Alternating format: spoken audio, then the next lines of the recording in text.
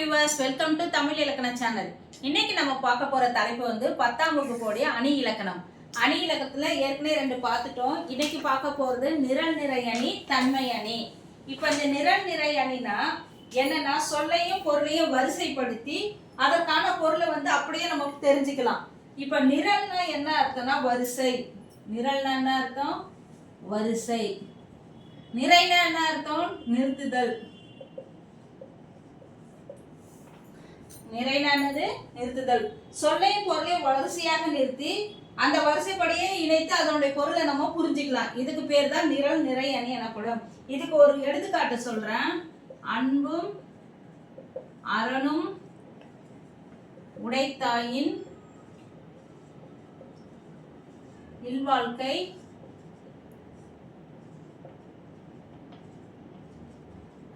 பண்பும் பயனும் அது. இப்படி ஒரு திருக்குறள் எடுத்துக்காட்டு. அன்பும் அரணையும் உடைத்தாயின் இவ்வாழ்க்கை பண்பும் பயனும் அது. பாடலுடைய பொருள் என்ன?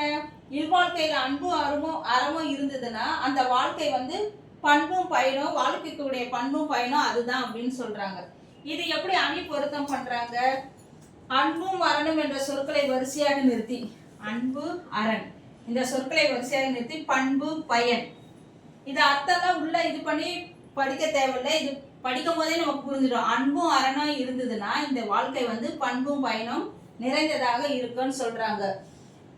இது மாதிரி முறைப்பட கூறியுள்ளமையால் இது வந்து நிரல் நிறை அணி எனப்படும். அடுத்தது நம்ம பார்க்க போறது தன்மை அணி. தன்மை அணினா என்ன அர்த்தம்னா, எவ்வகை பொருளாக இருந்தாலும் இயற்கையில அமைந்த பொருளை வந்து அதனுடைய நிலைப்படியே அது வந்து விவரிக்கிறது. இப்ப அணி இலக்கணத்துல இந்த கவிதைகள்லாம் வந்து கவிஞர் வந்து தன் குறிப்பை ஏற்றி அழகுபட கூறுவாரெல்லாம் படிச்சிருக்கான். அந்த மாதிரி இல்லாம அதோடைய நிலைத்தன்மை என்னவோ அதே நிலைத்தன்மையில அந்த வாசகத்தை கூறுறது, அந்த சொற்களை வந்து சொல்றது. இப்ப எடுத்துக்காட்டு வந்து எழுதியிருக்க. இந்த எடுத்துக்காட்டு வந்து கண்ணகியின் துயர் நிறைந்த தோற்றத்தினை குறிப்பிடுவதாக உள்ளது. எப்படி இருக்குன்னா, மெய்யிற் பொடியும் விரிந்த கருங்குந்தலும் கையில் தனிச்சிலம்பும் கண்ணீரும் கண்டனவே தோற்றான் அப்படின்னு சொல்லிட்டு ஒரு சிலப்பதிகார கொடுத்துருக்காங்க. வழக்குரை காதை வெண்பாளர். அப்படின்னா என்ன இருக்குன்னா, மெய்யிற் பொடின்னா உடம்பு முழுக்க தூசி இருக்குன்றாங்க. கண்ணகி வந்த தோற்றத்தை வந்து விவரிச்சு கூறுறாங்க. அதை உள்ளபடியே தான் கூறுறாங்க.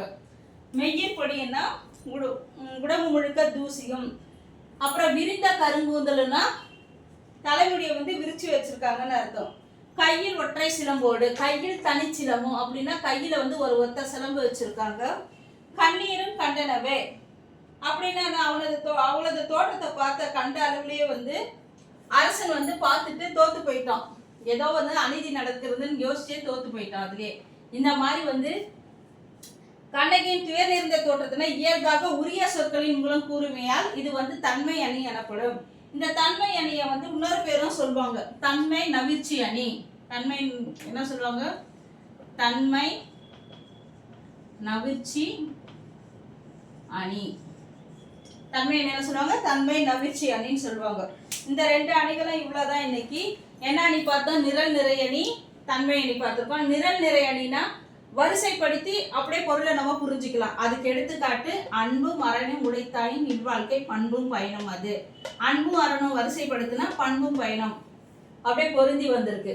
தன்மை அணின்றது கவிஞர் வந்து என்ன சொல்றது, கவிதைக்கு அழகு சேர்க்காம உள்ள நிலைப்பாடு படியே வந்து அதை எழுதியிருப்பாரு. இது வந்து சிலப்பதிகாரத்துல இருந்து எடுத்திருக்காங்க. மெய்யிற் பொடியும் விரித்த கருங்குதலும் கையில் தனிச்சிலம்பும் கண்ணீரும் கண்டனவே தோற்றான். கண்ணகி வந்த கோலத்தை வந்து இயற்கையாவே அவங்க எப்படி இருந்தாங்களோ அதே மாதிரி விவரிச்சிருக்காங்க. இந்த மாதிரி இருக்கிற அணி பேரு தன்மை அணி எனப்படும். இதை வந்து தன்மை நவிர்ச்சி அணின்ட்டு கூறுவாங்க. இதோட இந்த அணி இலக்கணம் முடிஞ்சிடுச்சு. நாளைக்கு வேற ஒரு டாபிக்ல பார்க்கலாம். என்னோட சேனல் பிடிச்சிருந்ததுன்னா லைக் பண்ணுங்க, ஷேர் பண்ணுங்க, சப்ஸ்கிரைப் பண்ணுங்க. பெல் பட்டனை பிரஸ் பண்ண மறந்துடாதீங்க. ஆல் ஆப்ஷனை கிளிக் பண்ணுங்க. தேங்க்யூ.